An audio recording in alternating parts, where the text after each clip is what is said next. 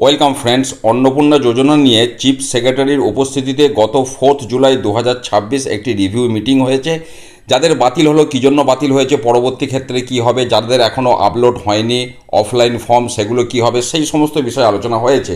এবং এই আলোচনাটা অ্যাকচুয়ালি হচ্ছে পোস্ট বেনিফিট ডিস্ট্রিবিউশন, অর্থাৎ যে ডিস্ট্রিবিউশনটা হয়ে গেছে তারপর রিভিউ মিটিং হয়েছে, সেই সমস্ত বিষয় নিয়ে এখানে আলোচনা হয়েছে। আলোচনার কি বিষয়বস্তু আমি সরাসরি চলে যাচ্ছি। বলা হচ্ছে 1.62 কোটি অ্যাপ্লিকেশনের মধ্যে 1.22 কোটি অ্যাপ্লিকেশন হ্যাভ বিন অ্যাপ্রুভড, আর 27.83 লক্ষ form has been provisionally rejected. অর্থাৎ রিজেক্ট যেগুলো হয়েছে সেগুলো ফাইনালি রিজেক্টেড নয়, প্রভিশনালি রিজেক্টেড। কেন রিজেক্টেড হয়েছে না, based on certain exclusion criteria, অর্থাৎ যে কারণে বাদ যাওয়ার ব্যাপার ছিল, যার মধ্যে হচ্ছে ফ্যামিলি পেজ ইনকাম ট্যাক্স, অর্থাৎ ফ্যামিলির কেউ ইনকাম ট্যাক্স পে করে যার জন্য বাদ গেছে। কেউ হয়তো পজেসেস মোর দ্যান 3 রুম, 3টের বেশি রুম আছে ফ্যামিলিতে, যে কারণে বাদ গেছে। অথবা আমরা জিএসটি দেয়, অর্থাৎ বড় ব্যবসাদার জিএসটি দেয় ফ্যামিলির মেম্বারকেও, যার জন্য বাদ গেছে। এই সমস্ত বিষয়গুলি এখানে বলা হয়েছে, যে কারণে ফর্মগুলি বাদ গেছে।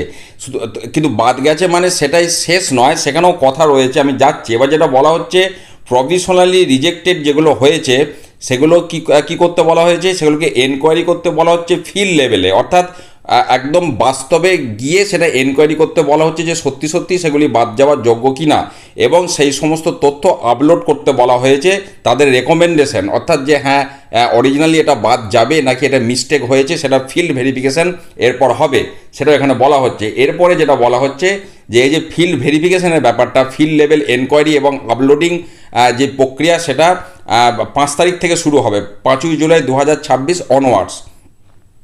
7 দিনের মধ্যে বলছে এই অ্যাক্টিভিটিগুলো কমপ্লিট করতে হবে, যাতে করে no eligible beneficiary remains excluded, অর্থাৎ সত্যি সত্যি পাওয়ার যোগ্য যারা, তারা যেন একজনও বাদ না যায়, সেই বিষয়টা এখানে দেখতে বলা হচ্ছে।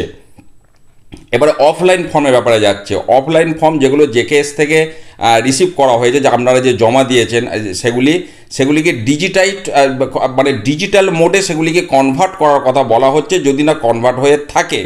এবং সেক্ষেত্রে each case should be enquiry আপনার and uploaded with recommendation of approval or rejection, অর্থাৎ যখন ডিজিটাল হবে সেগুলি, সেক্ষেত্রে রেকমেন্ডেশন আপলোড করতে বলা হচ্ছে। যদি সেটাকে রিসিভ করা হয়, অ্যাপ্রুভড করা হয়, সেক্ষেত্রেও যুক্তি দিতে বলা হচ্ছে।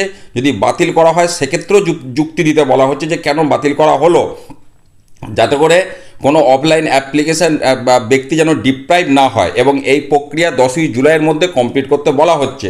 পাশাপাশি এনআইসি যারা এই যে সিস্টেমটা আপগ্রেড করেছে ওয়েবসাইটটা, তাদেরকে বলা হচ্ছে এক্সিস্টিং পোর্টালে এমন প্রযুক্তি নিয়ে আসতে, যাতে করে further claim and objection receive করা যায় অ্যাপ্লিক্যান্টদের পক্ষ থেকে, অর্থাৎ আমারটা বাদ গেল কেন সেই বিষয়ে আমি অভিযোগ যেন করতে পারি, সেটাও এনআইসিকে দেখতে বলা হয়েছে। এবং বলা হচ্ছে এই যে ডিজিটাল করার যে প্রক্রিয়াটা অফলাইন ফর্মগুলো এবং যে রেকমেন্ডেশন আপলোডিং, তার সাথে সাথে সেটা 10ই জুলাই 2026 মধ্যে কমপ্লিট করতে বলা হচ্ছে।